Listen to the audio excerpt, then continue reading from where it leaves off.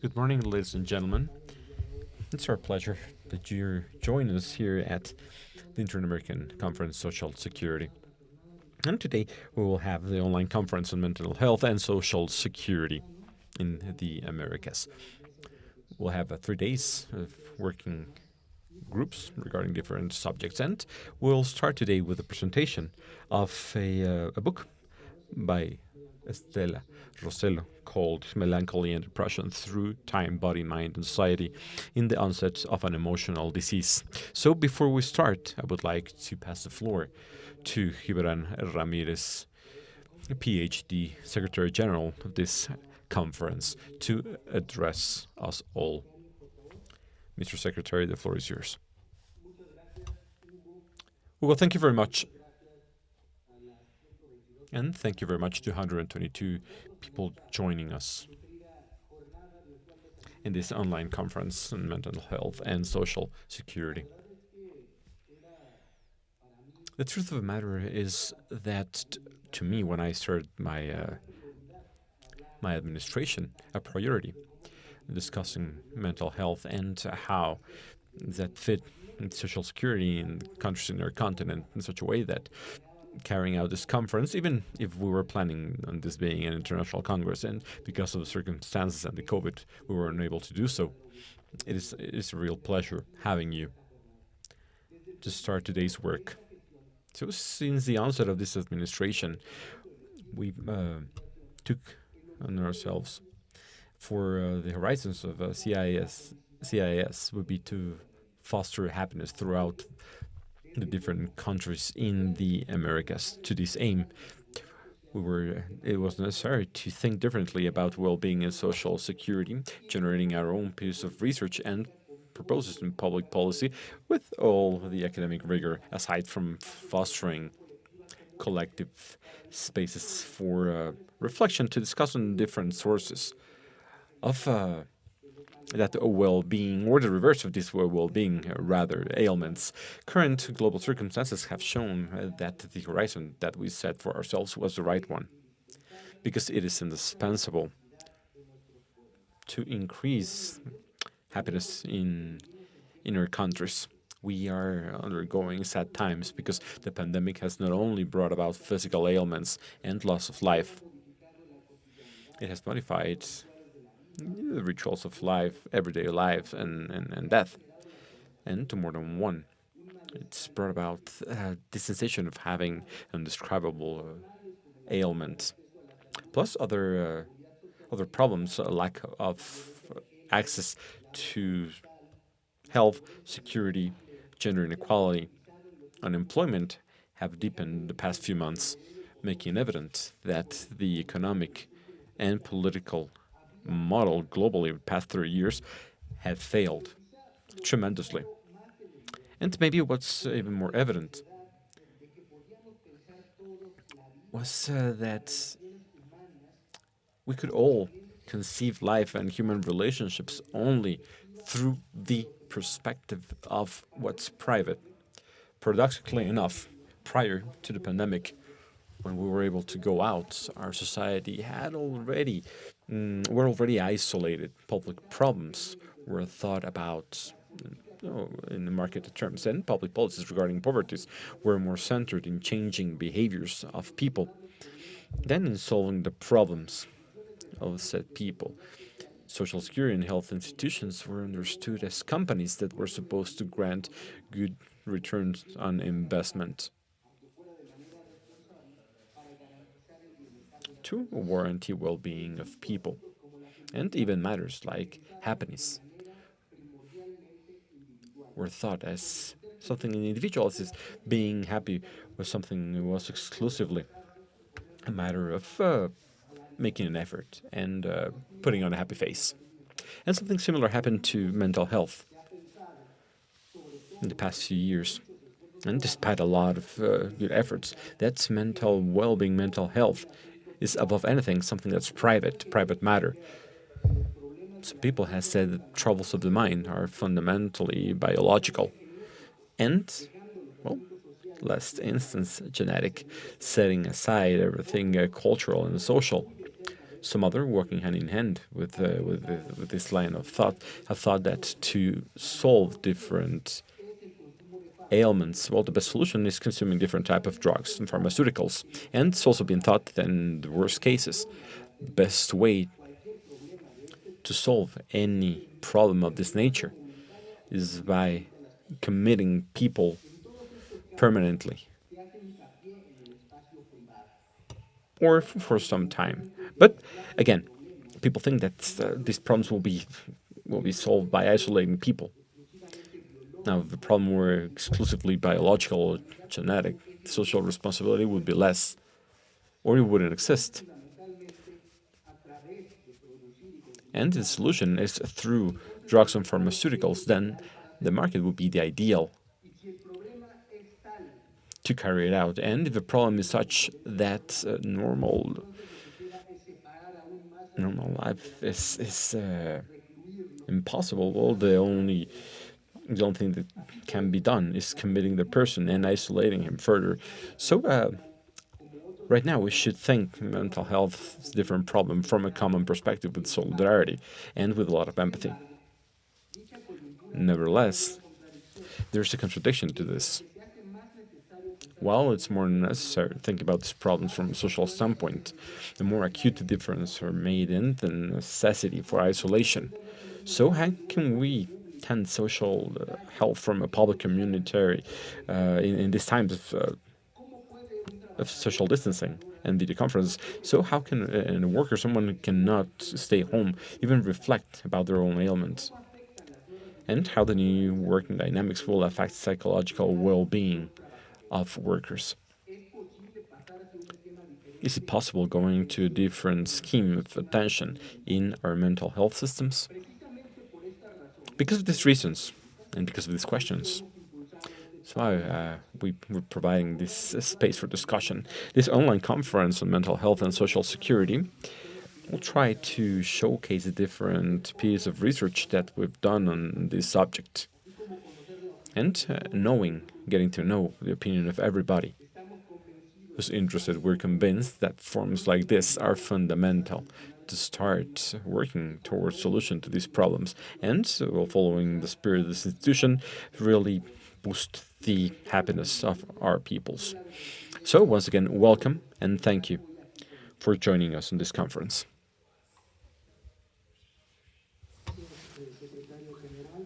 Thank you very much, Secretary General. So it's our genuine pleasure. I would like to say hi to everybody connected to this platform. We have more participants,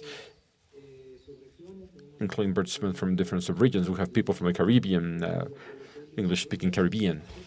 So welcome, everybody, and welcome to the rest of our participants. So without further ado, we will start with today's work, with today's session, which is a presentation by Dr. Estela Rosellón, and is her book, Melancholy and Depression Throughout Time, Body, Mind, and Society, and the Origins or Onset of an Emotional Disease.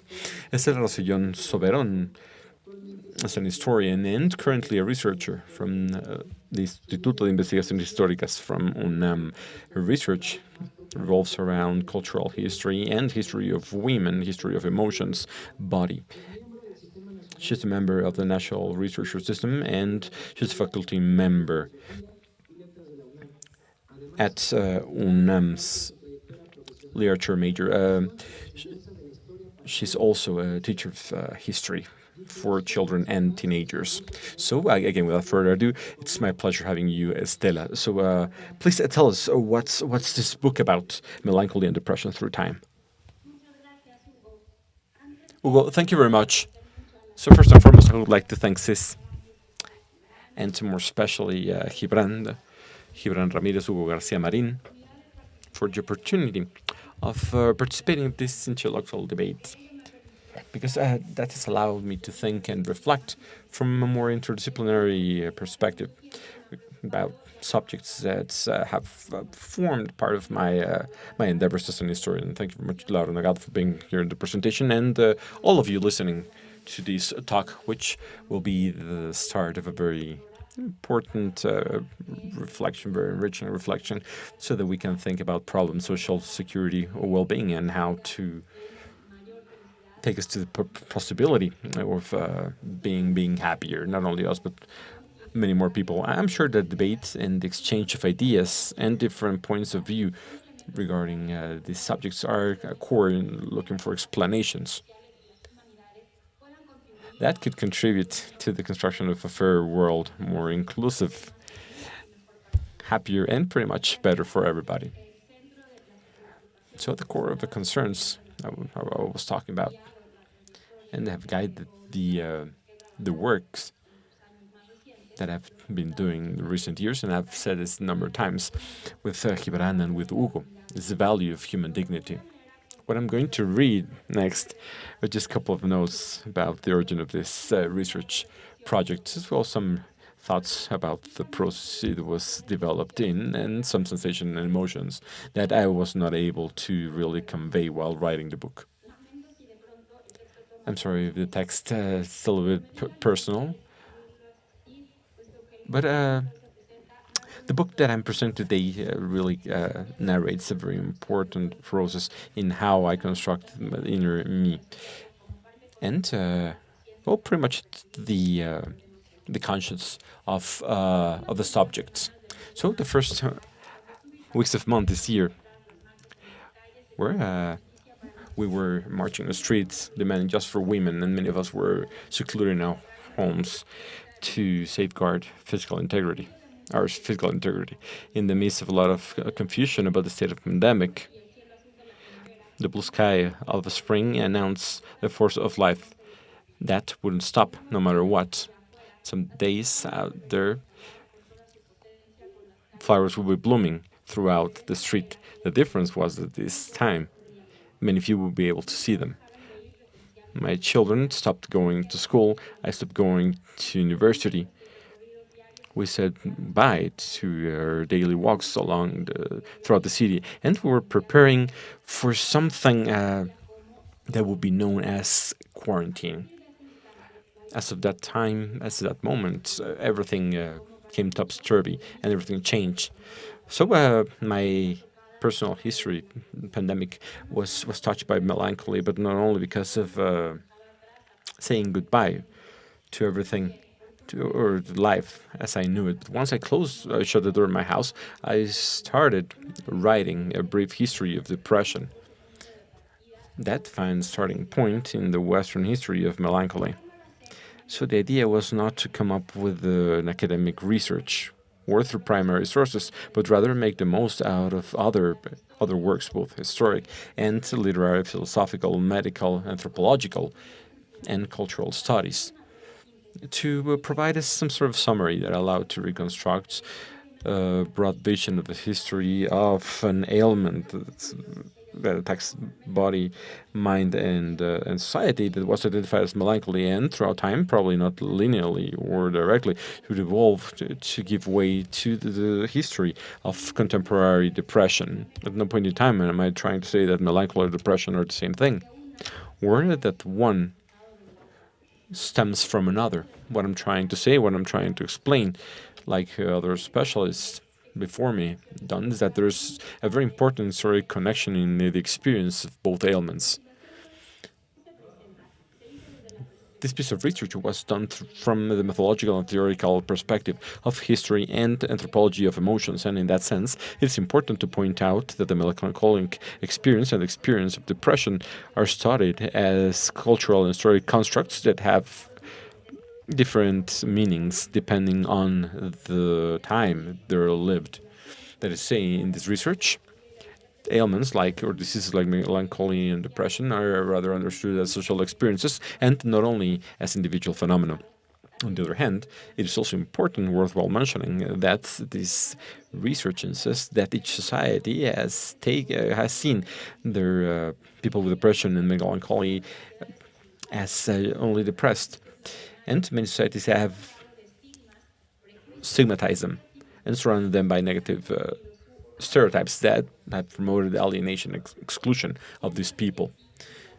In ancient Greece, the Algives seen Norris as some sort of furious, crazy person possessed by fury who behaved more as a beast than a person,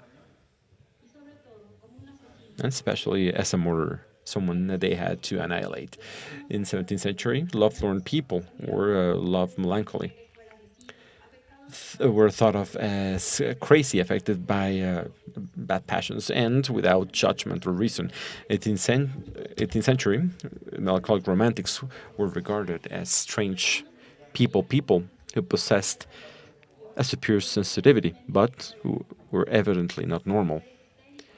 Hysteric women in the 19th century, or circular crazy people in the same period, just to mention a couple of examples, were thought of as crazy people who were necessary to isolate in asylums and, well, to get them away from society.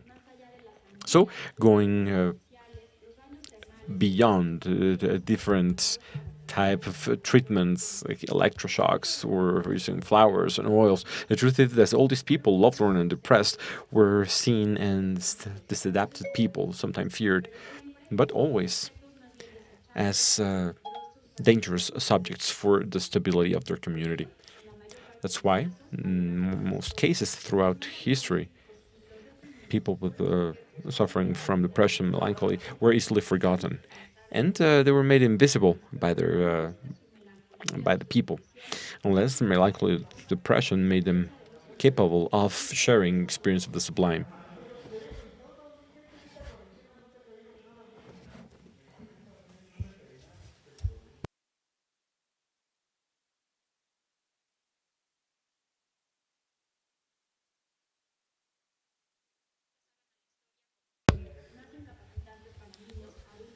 For children, adults, and elderly people, without regarding gender or condition. Depression makes no discriminations. It might be different, or what's different for the different parts of the population is the possibility to have access to therapy or treatments to help combat the disease. According to data from WHO, in many countries, 90% of people undergoing this type of ailment does not receive proper treatment. This might be because of social stigma, probably lack of enough monetary resources, or probably because of poor diagnosis among the people undergoing this ailment in our country. This reality cannot be neglected. The problem in trying to treat depressed people, contain them, or offering mechanisms to reintegration to life and society is a responsibility both from the state and society itself. So we cannot leave these people alone, people who are suffering. Suffering from other people should move us, at least generate empathy on us.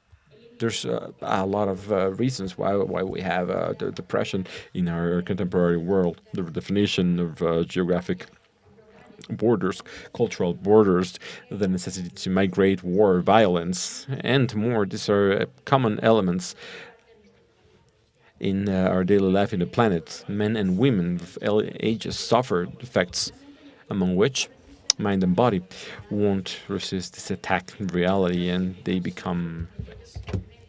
get the disease. And the pain of them increase because of fragmentation of social nuclei.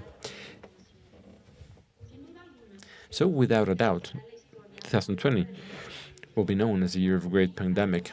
COVID has removed the material base, physical, spiritual, and almost mental of individuals. We are living in fear, under constant threat, sadness, and generalized uncertainty. Age of COVID in our country, so-called by my students, and well, I owe to them a lot of reflections on melancholy. Some of my students pointed out that nowadays our calendar should be divided with the acronym ACNDC, or I mean, pretty much after COVID and before COVID and after COVID. And well, we've lived this new era in a different way. During close to 9 months and different points in time, many of us have been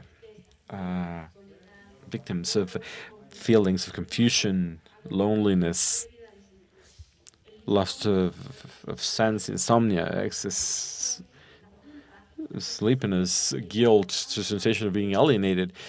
This has been part of our contemporary sensitivity in such difficult times. For some people living in less worrisome conditions, this period has allowed them to start an inner journey, this introspection journey and confrontation against pain, fear, suffering, and, well, that opportunity to ask themselves about the true value of life. For others, for those who have had to go out to together maintain the most indispensable anguish, anger, frustration, and isolation, have really marked each of the days in their lives. So COVID has meant to all of us the start of a period of losses and goodbyes, before and after, a time to mourn.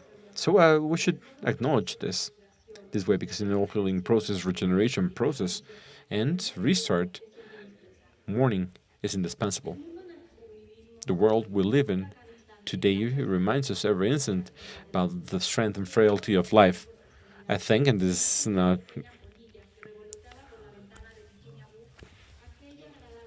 just a casual thing, about the butterfly that flew outside Virginia Woolf's window. And I'm quoting her, in which the possibilities of pleasure seem so immense and so varied that, well, being a moth in life, or a daytime moth, will be something up for destiny. End of quote. So seeing that tiny being allowed the writer to describe the fascination for life itself, sunlight, humidity in the field, blue sky, and top of trees, and far away, the sound of a boat. See life pass by, and well, she watched perplexed how that tiny insect flew. That reminded her of the incommensurability of life itself and infinite possibilities. While watching it, she said, and I'm quoting her again, it seemed like inside that moth there was a very pure fiber of the huge energy of the world and its diminutive and frail body. And every time the moth crossed from one side to the other of the window, I imagine this strand of light, vital life, became visible. And that was life, something wonderful and at the same time pathetic in it. Close or end of quote. So after a while, and before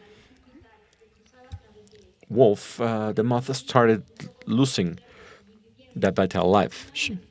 The insect struggled, and, well, despite the writer betting on life, the moth finally died. Months after writing Death of the Moth, in March 1941, Virginia Woolf put a coat on. She filled it with rocks, and she drowned herself in the Booth River. Before that, she wrote some loving letters goodbye for her husband and sister, and she said that she was going to just take a promenade to rest.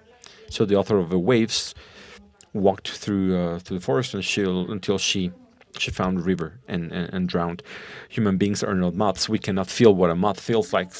Certainly, the world in the 21st century is chaotic and difficult, painful and uncertain for everybody. So becoming ill with depression is a real risk. And in that context, social programs from the state and the awareness of social responsibility of everybody should prevent men and women suffering depression or left alone.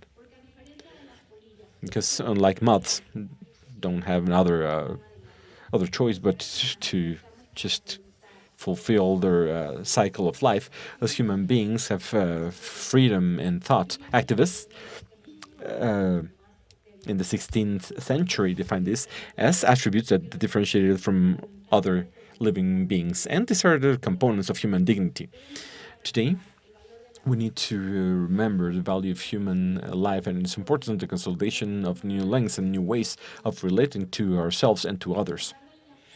So taking care of physical and mind health, ourselves and others, is indispensable action to be able to imagine new societies where men and women have the possibility to feel safer, more free, more equal, despite their differences, more satisfied and more at peace. Today's work are a great starting point to enrichen this discussion, to be able to think about all this, and to walk together towards the construction of a world with more well-being. So I would like to thank Gibran, Hugo, to be here and to be part of the discussion. Thank you very much.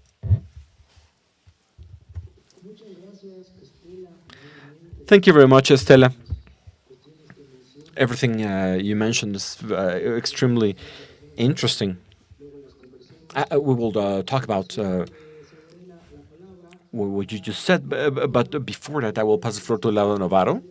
She has a BA in literature by Iberoamericana University. She studied comparative literature in UNAM, and she studied psychoanalysis in Guadalajara. She's a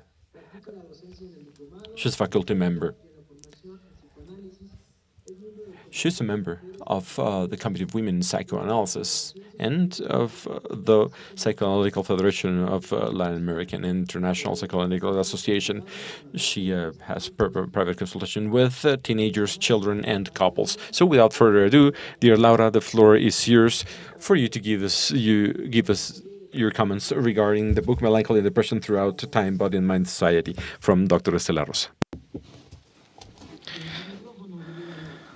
Your mic, please. There it is. Sorry. Thank you very much. You can hear me now, right? Hi, how are you? Good morning, everyone. Thank you very much for your presentation or your introduction, Hugo. And thanking you for the invite, Hugo Garcia Marin, Gibran Ramirez, and most of all, Doctora Estela Rosellov, my very beloved friend. And I feel very honored to be at this table with the CISS framework and talking about an extraordinary book that Stella would say was telling me that she's writing some notes, but I think she has written a book that is going to become a reference for us to talk about this so deep topic of melancholy and depression. Well, I hope not to take too long because there was a lot to say and I was like feeling to talk, but we will be discussing about this. But I would start saying that Estela is one of these strange beings that you find once in life. She's been a journey companion, a symbolic sister that was in a happy encounter. We were sitting together in literature class in the last year of high school. I don't know if that time at 10 o'clock a.m. she was hungry. She was kind of, because every day she would ask me the time because she didn't have a watch.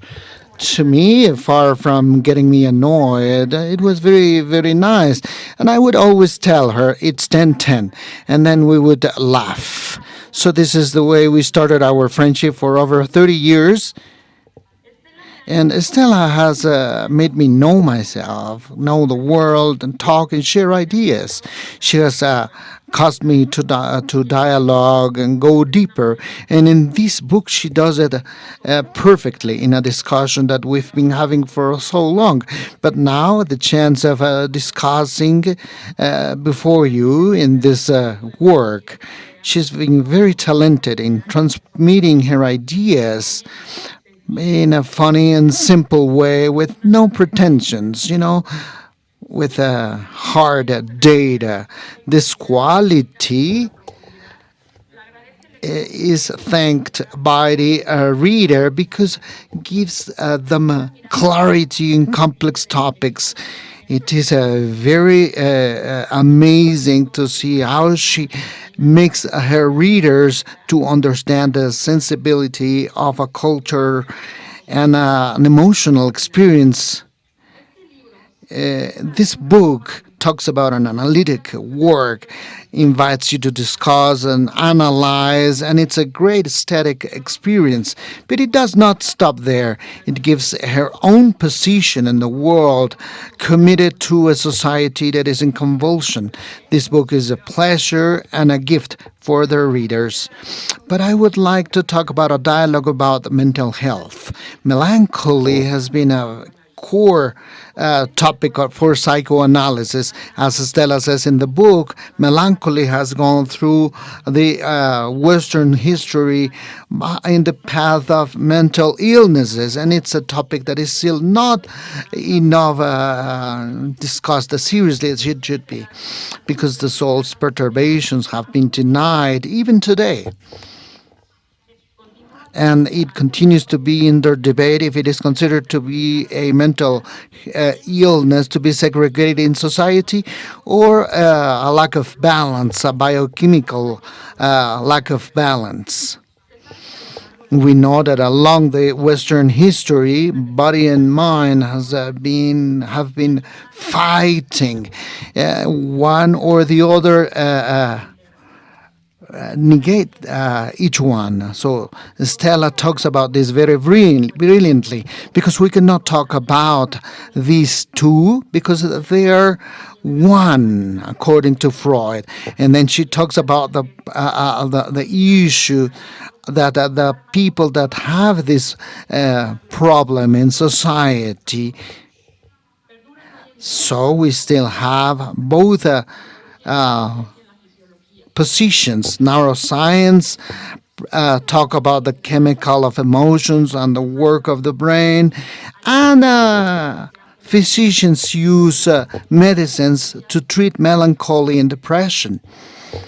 But there is this other part that now is fighting not to be taken away from medicine field. Psychoanalysis defends emotions as an exclusive part of humankind that talks about the symbolic order and in the field of psychic.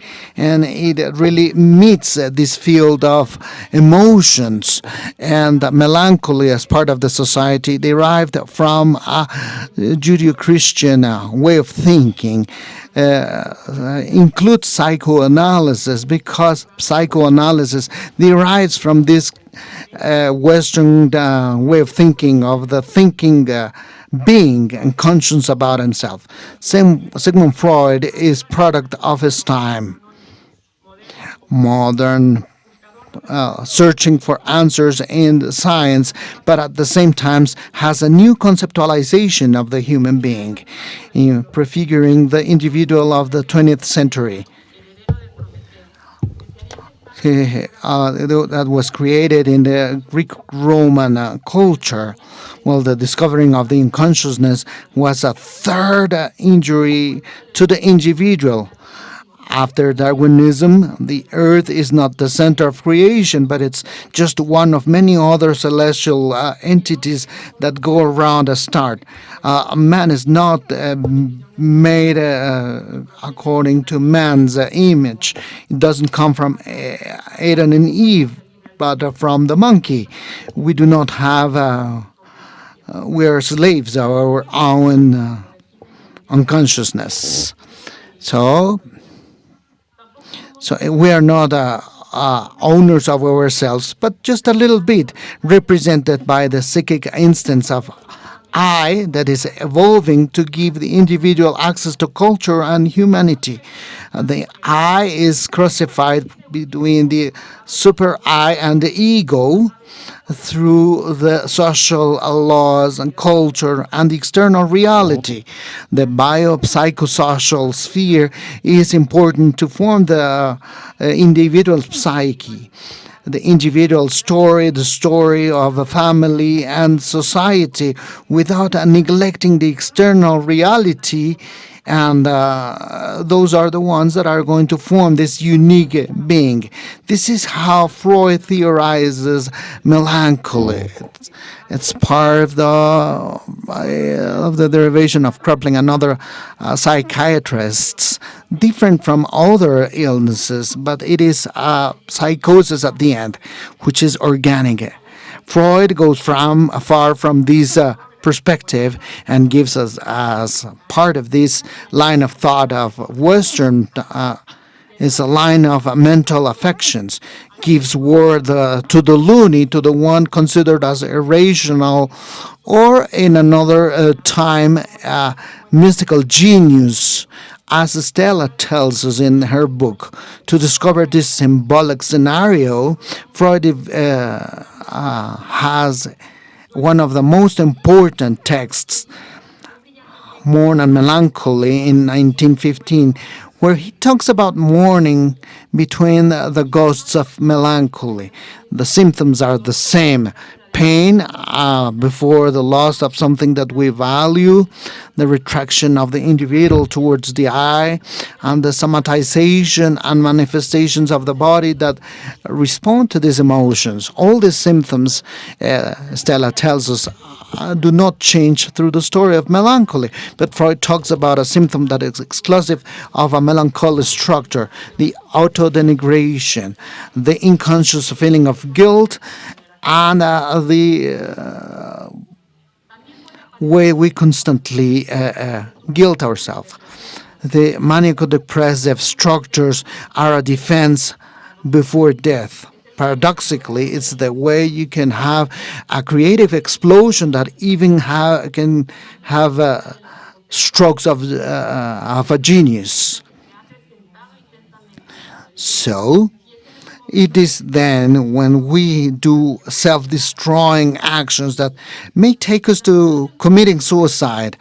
The novelty in Freud is that he explains metapsychologically from his concept the dynamics of human psychism.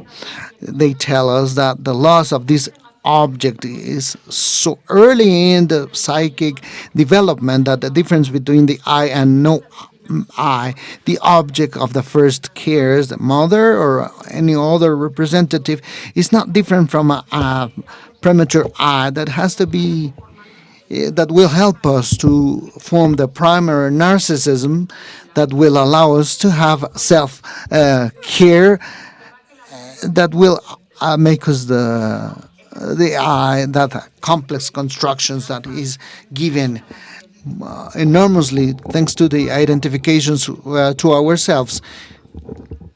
Freud explains it almost poetically. The shadow of the object falls down over on the I. So this is why it is an external extreme perturbation. The French psychoanalyst, the narcissist wound is a bleeding wound that never heals. So it's between the most narcissist pathologist. The loss of reality is invaded by delirant ideas that, as Sor Juana would say, I, the worst of all. You know, the joy that offers these melancholy is indeed a passion, because it's a constant reclamation that is reflected in the self and punishment that would not allow you to exteriorize your libido to another. That makes them horrible to the people around them, and so this is why society isolates them. So we legitimize in that sense. But then we have the aggression due to the hate for this lost object, which is within the I, as if it were a lost object. When in the melancholy commits suicide, it's a result of passional fight, such as in the Carmen opera. Many times they come from the abandonment of their first love. And this, so Orestes tells us, the author, is the ideal prototype of this fight to death.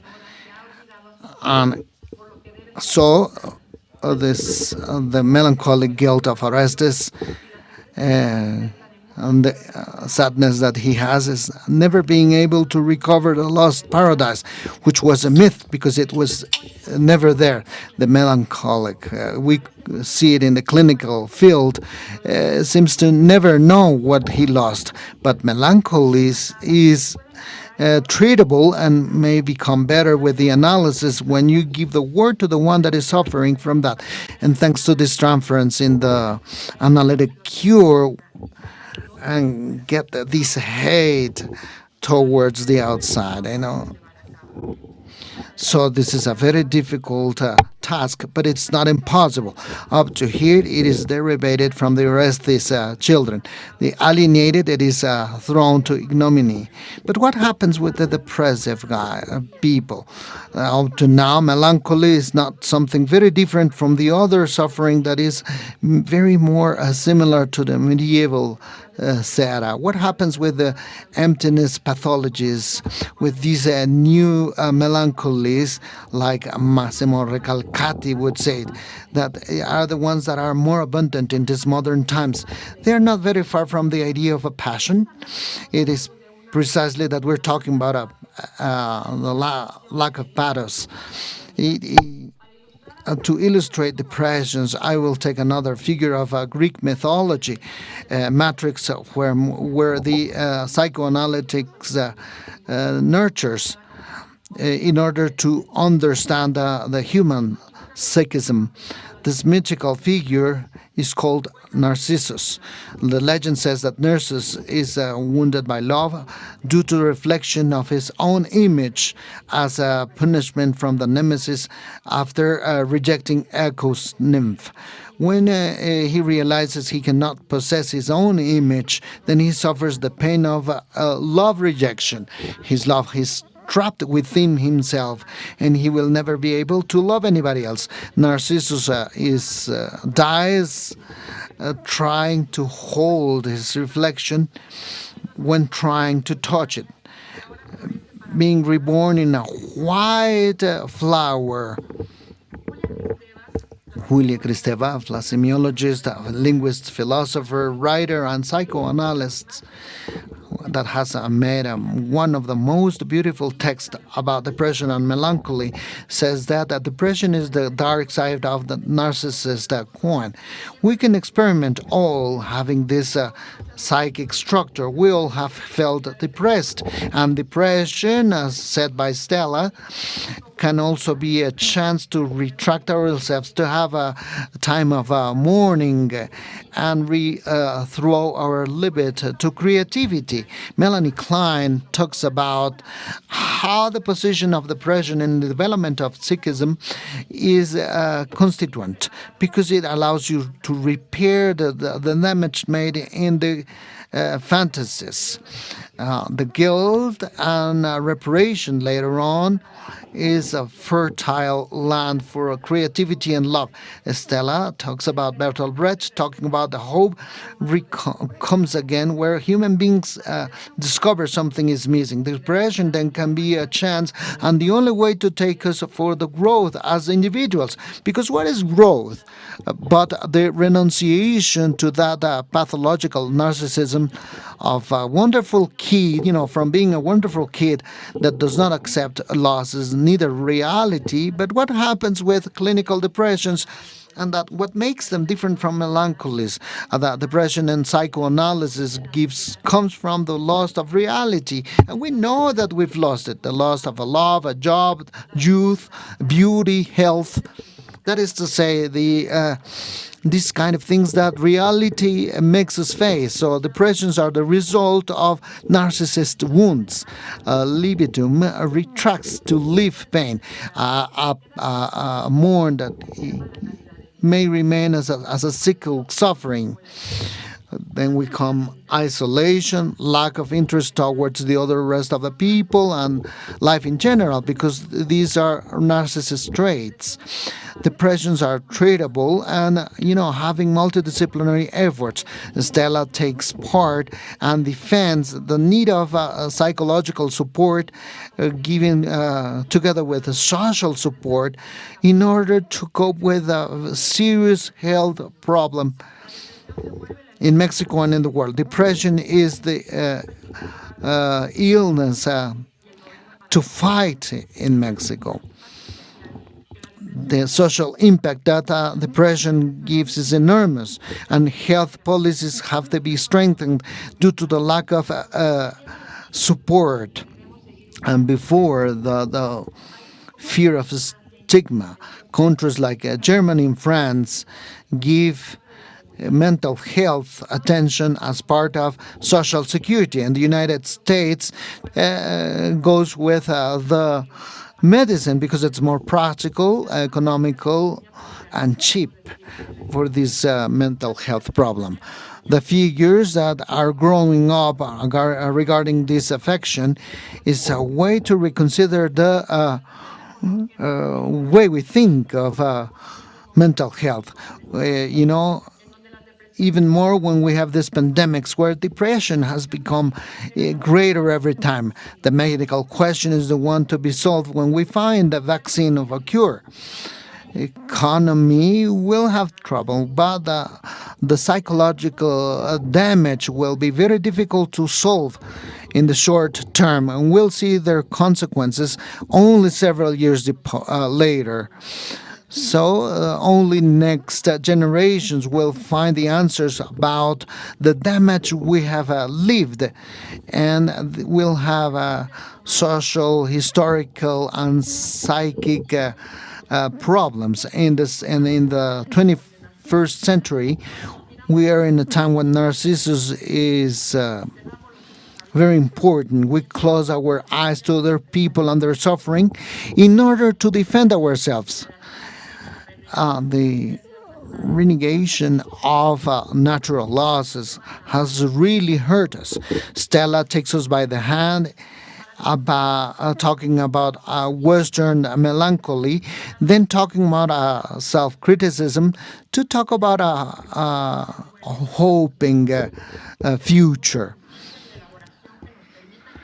So we will be able to have creative solutions to this illness.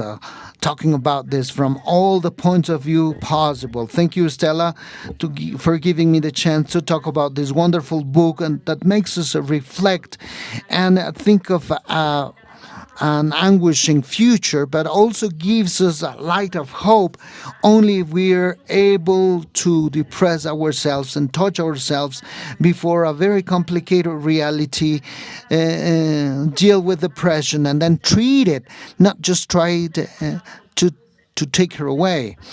We shall give the word to those that suffer and voice to ourselves. So this is the only way we'll be able to have a building solution. Thank you very much, Stella, and thanks to everyone. Thank you very much, Laura, for your comment, for your words. Stella will have a lot to say about this. And I would really like now to have Mr. Secretary General, Mr. Gibran Ramirez. Gibran Ramirez is a political science bachelor by the UNAM and by the Colegio de México. So he had his bachelor in political science and public administration in the UNAM, where he was awarded with the Gabino Barrera Medal. He's also studied constitutional law in Spain. And as you know, he is the General Secretary of the Inter-American Conference of Social Security. So the floor is yours in order to hear your comments.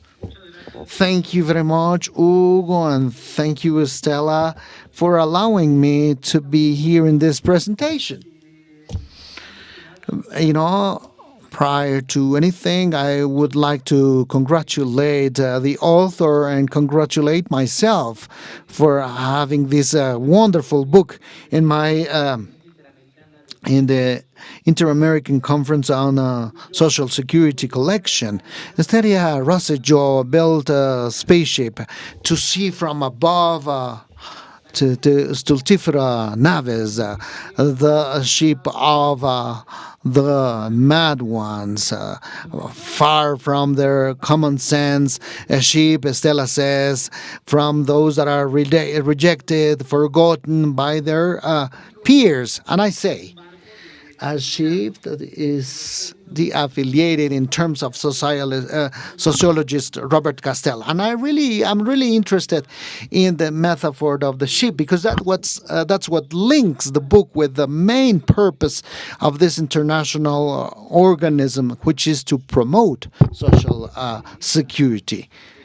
This ship, this expulsion, this link breakage constitutes indeed the breaking of the social links and the certainties that society wants to reinforce ever since when it was conceived as a mechanism for cohesion. Social security is tied to the world, such as the Joker was tied before he became insane. The only thread that made him or had him in the world was the social security institution. So, he has to go, the whole ship has to go on. Stella really months, particularly what happens with certain people that is transported by this ship. First, the ones with melancholy, with all their variations, and then those of depression or maniaco-depressive disease. Maybe the symbol of the emotionality of our era. That would have to be said by Stella. If we see the book first, it's a very weak trip over the story of a specific variety of melancholy in the Western world. It's a crucial plane because it allows you to see the structural conditions, historical conditions of the Western world in each and every one of the moments where this detail of experience of the conceptual construction of melancholy. It starts, it is necessary, in the ancient Greek. It goes over Hippocratic medicine that gave the name to the melancholic illness, and talks about some landmarks that change in every moment, in every era and age of Western society. The conceptualization and the melancholic experience that Stella said, it was treated with different treatments and exercise. And indeed, it's not only a flight that Stella has, but several flights. His spaceships flies over literature, as she was telling us, goes from Orestes to Hamlet, with remarks in the champion of melancholics, the suicide youngster of Goethe. The flight talks about the experiences from the monastic Assyria, that the illness of medieval love that was invented at the same time when love was invented the way we know it. The democratization of melancholy in the 15th and 16th centuries, and its transit to a less humoral experience, thinking of this Hippocratical medicine, and more moral every time. We can see in Stella's book very clearly how their regionalism gave uncertainty to the world, and how the melancholic romantic sensitivity constituted in some way a rebellion against this rationalism. And it can then be seen how the oppression of the repression to women had a treatment to hysteria, just like melancholy gave severe consequences to this maniaco-depressive illness. So we can conclude that besides being a medical issue and moral, sadness, in this case, melancholy, and particularly hysteria, These have to do mainly with the political order. So this flight ends in the station we're undergoing today, medication. And there's the third flight, and that has to do with the intellectual history of melancholy and the intellectual transition towards depression. So let's be clear.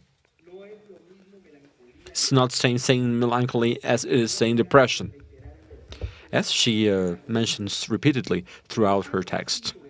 But at some point in history, all the symptoms of what is now known as depression were deposited upon the construct of melancholy, based on the book, where Pimmel made that function a little bit more systematically. However, I think that the conceptual arsenal started really changing to be able to study behaviors and symptoms more close to our depression from Timothy Bry, and even more clearly with Burton back in the 17th century.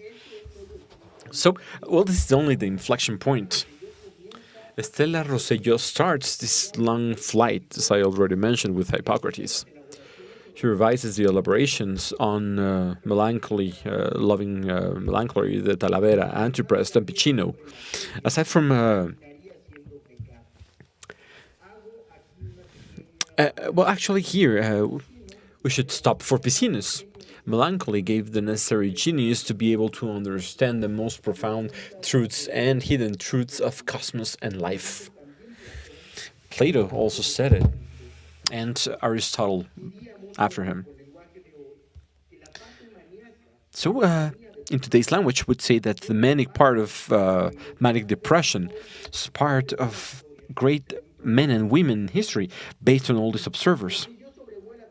Rosellón also overflights some processes that had definite influence to the construct of melancholy, the Protestant reform that underlined the importance of I, and freedom, rationalism, and bourgeois order, and that leads us to the inflection I already mentioned, and the much more known history, more commented of psychology, and the triumph of psychiatry and the medical scheme versus the humanist option that we had in the Western since Mandeville, and of course, again, psychoanalysis that retook the concept of melancholy and that incorporated it permanently to its canon.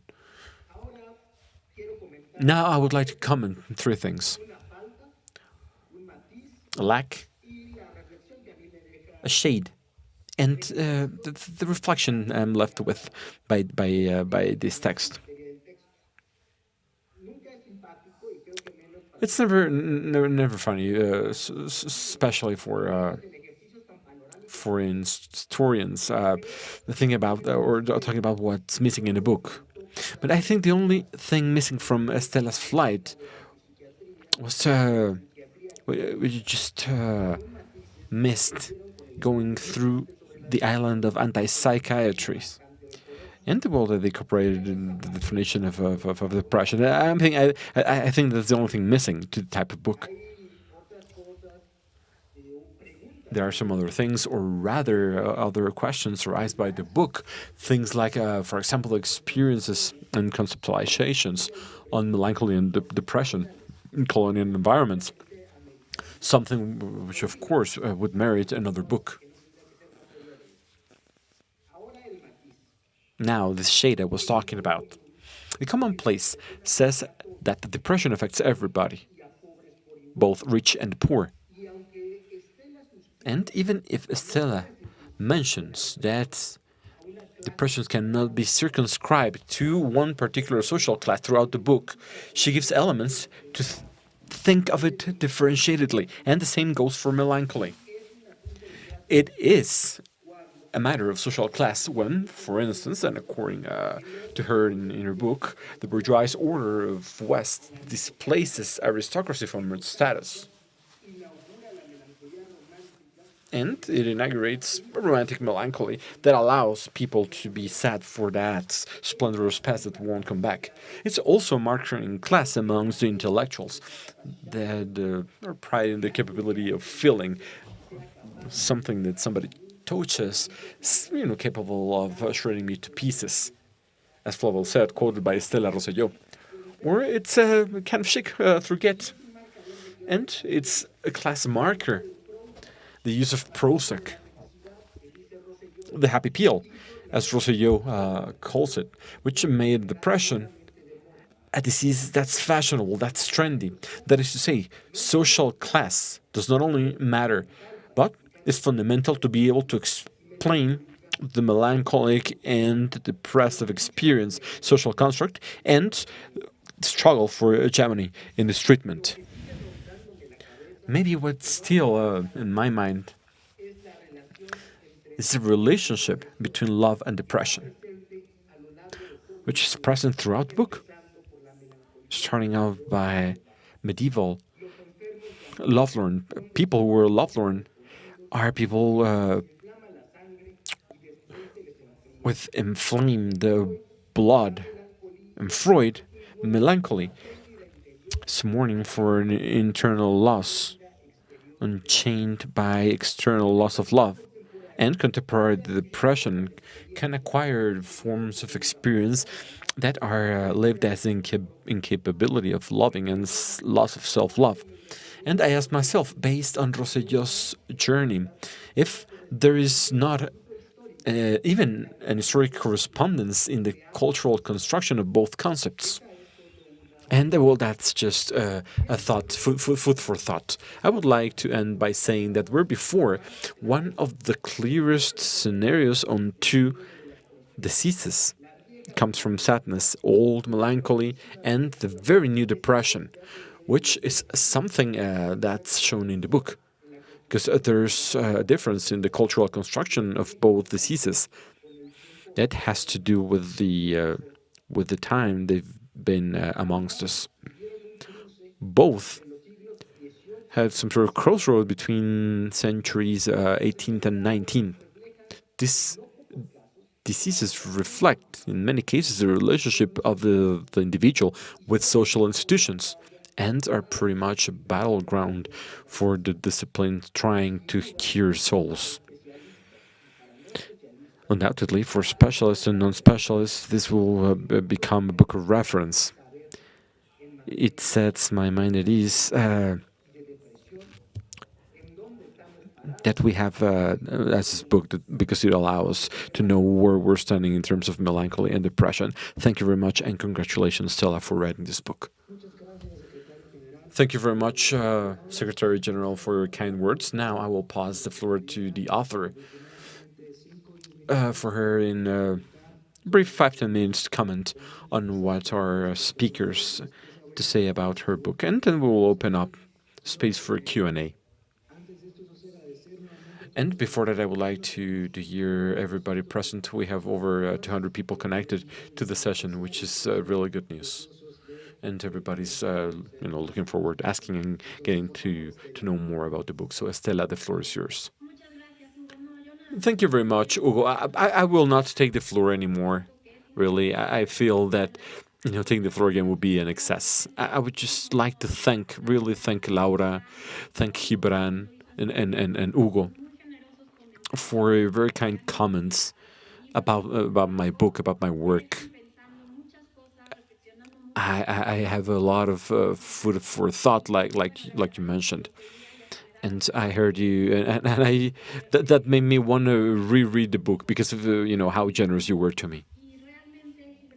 And Gibran, you're right in what you said. I think that there are a lot of things where we should keep thinking about this problem that I discussed many times with Hugo, whether there was a difference in terms of experience of depression depending on the social sector it was experienced. So Hugo mentioned it, and you just did. And without a doubt, that there's room for thought there. And I think I was talking about the disease in itself. The self-reproach, guilt, tiredness, everything that I've already mentioned this morning, which is present in the book, as well. It's not, it doesn't only pertain to one social sector, but it's an experience shared by many human beings. And nevertheless, when talking about an ailment that comes from society, of course, the class experience will have a very important place in the way people live this experience. I completely concur with that, and that's something I will need to explore more deeply. And that's it for my comments. I'm deeply thankful for you reading the book, for your invitation, and really looking forward to keep reflecting on these topics and these problems, which are fundamental to that end precisely, to be able to think how to take solutions to people before this type of complicated situation, especially in the world we're living today. So that's it. Thank you very much, Hugo. I'm really very happy and very thankful for your invitation and for everything you've had to say about my book. Thank you. Estela, thank you very much. So first, for those asking where you can get the book, the book is available in our webpage. We'll give you the link for you to read it and to know more about the subject. And now I'll have some questions for the author from our audience.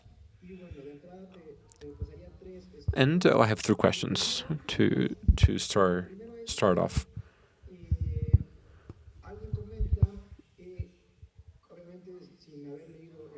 The commenting without reading the book, of course, whether melancholy can derive in depression. And if then the state should come up with mechanisms to try and stop melancholy before it becomes depression. Another question is about mental health and attention to groups who are thought vulnerable, more concretely indigenous population, which are only considered in policies, and they only make money transfers to them, or whether they would need different types of services. So how will you provide attention to them in that sense? And third question. Well, it's just a comment. They mentioned this pharmaceutical hegemony. How do you think that pandemics will reconfigure this type of industrial hegemony of the pharmaceutical industry before mental health? And if you really think there could be an alternative in these moments of isolation? So that there are a couple of questions, other questions, but I will leave you with these 3 so that you can provide an answer. Yes, thank you very much. I didn't quite listen the second and the third question, but I will be very brief as well, because I would like for this to be a conversation and not only me answering as if I'm the all-knowing expert. Because you yourself, Aki Brian, has a lot to say about this, and I think it will be way more interesting, opening up the conversation to the 3 of us. So I do have a comment on each of these questions. It's been talked today in how melancholy and depression are not the same thing. I also insisted in today's presentation on the fact that, it's not that melancholy derives in depression necessarily, or that one experience derives in another, but I do believe that to try and answer if the state should come up with mechanisms to try to stop melancholy, I was thinking while I was writing the book, and what I think is that both the state and society are equally responsible of coming up with mechanisms to first recognize, to be able to identify what is it that we're losing, what is it that we've lost, and what are these losses really, to make individuals suffer currently, to be able then to come up with models. I thought of this article by Claudio Lomni, and he said that when society cannot bury their dead, what's the meaning of that? What's the meaning of having a lot of people disappearing and not being able to bury them. And right now with COVID, how are we supposed to mourn people we cannot say goodbye to? We usually do when that tragic moment arrives. So all this mourning left unmade, I think they bring about a lot of problems, a lot of suffering in today's society. And I was thinking, how could state help to this? How could society themselves help in recognizing all this that we're losing, or that we have lost in this very difficult and hostile society we're living in, to be able to start these very necessary healing processes for anyone who's sick with depression. I didn't really listen second question and about pandemic and the pharmaceutical predominance supremacy. I think that nowadays, and I've seen this in pharmacies and in advertisement, there's a lot of people getting medication to be able to navigate through this very terrible situation we're undergoing. I mean, like Ibrahim pointed out, this is a very individual experience. But again, I think that nowadays, sales of medications to be able to face so much pain will increase considerably. And that's why I think it's especially important insisting whether some medications can serve a purpose. I'm not denying their usefulness, and it's a great thing for these medications to exist. They cannot be the only way out to treat depression. I insist, and I think that we agree on that, all the panel members. That is very important, having social security programs that don't leave these sick people alone, and going beyond the medication that they can receive to help them in their treatment process, healing process, that they receive other therapies or other treatments, for them to have access to alternatives when it comes to healing. Second question, I couldn't hear, but I would insist, Hugo, on listening to Gibran and Laura, probably using these couple of minutes to be able to hold a conversation instead of me just answering questions as if I were the all-knowing expert. Estela, yeah, thank you very much. Thank you very much for your comments. Maybe in closing, some sort of last round, I will now pose a question in which the three of you are welcome to comment on, so that we can start a dialogue. And these are two main questions. First,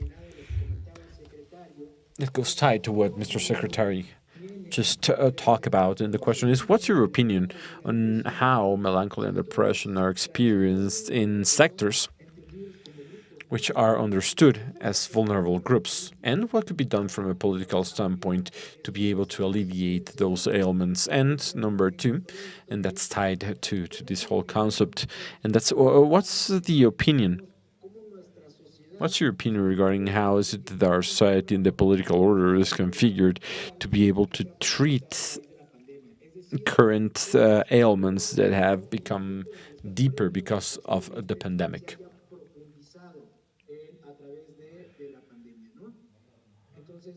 So those are the questions the audience have for you to be able to close this work table. So let's start with Laura, then Gibran, and we will close with you.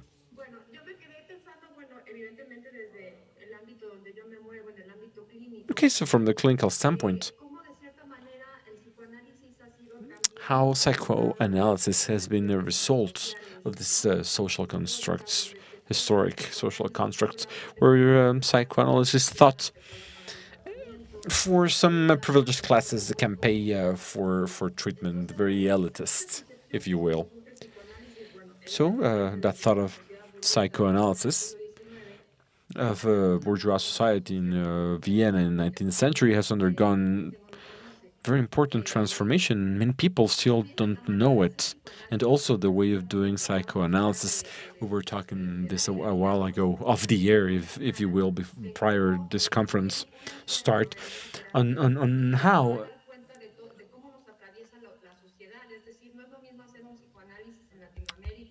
therapy is different in China, in the US, and in Mexico. And should be known that psychoanalysts also work also do social work. And I think that was hindered our society.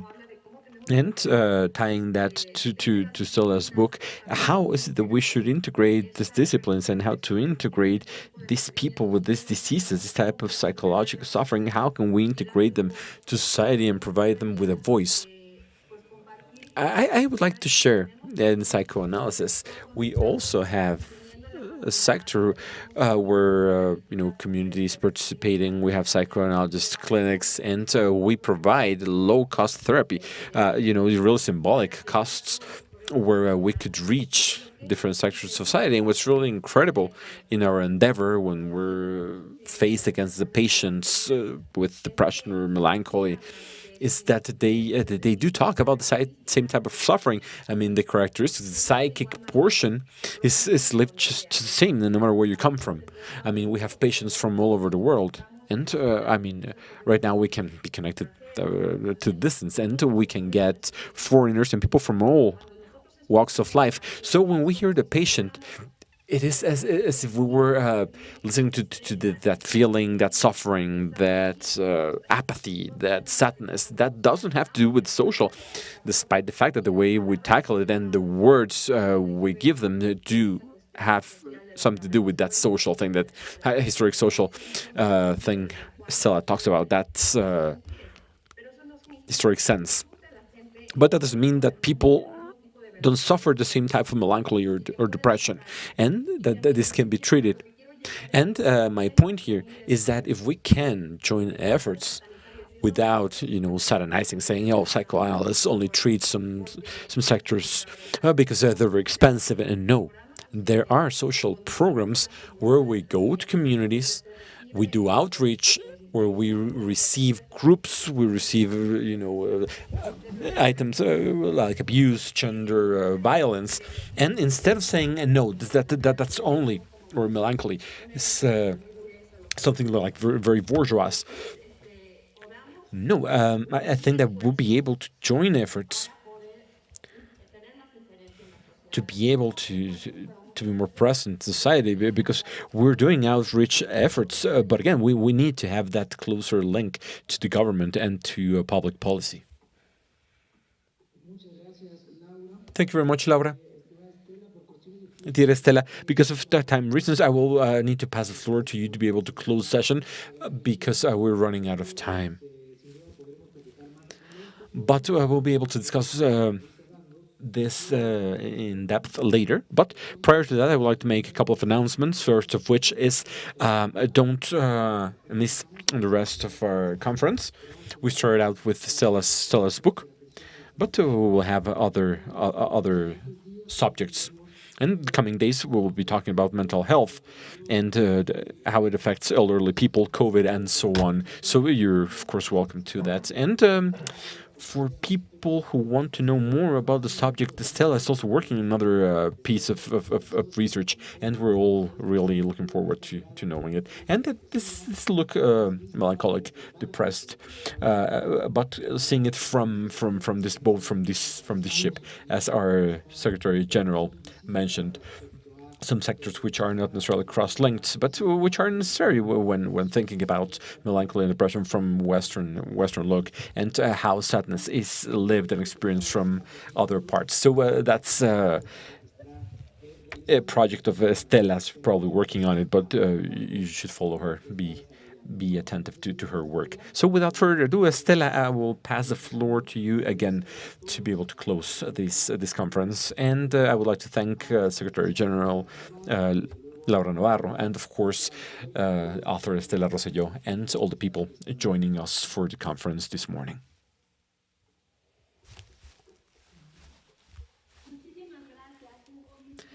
Yes, Hugo, thank you very much, Laura Gibran.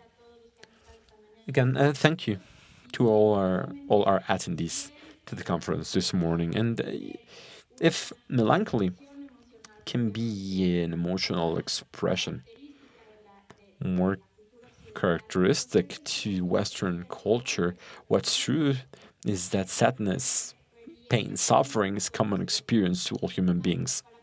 And without a doubt, to be able to heal from it, to be more empathetic to the suffering of others, to be able to heal from this pain, this apathy, this haste, I think that we would need to know what that experience is made out of in daily life of different cultures, different groups.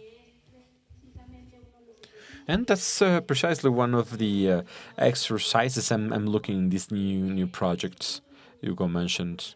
Looking at other more vulnerable groups and how they are living experiences with pain, alienation, social alienation that is from different places, different perspectives. So that's it. Again, thank you very much for everything. I thoroughly enjoyed all the comments, everything you've said to me this morning, and that's been pretty much food for thought, so that we can build a more livable and better world. So thank you very much. And I'll see you soon. Gibran, thank you very much. I can see you again. Thank you, Hugo. Thank you, Laura. Thank everybody for your participation and for listening to us this morning. So we'll come back at 1 p.m. Attention Mental Health in the Inter-American Region Conference. Thank you very much.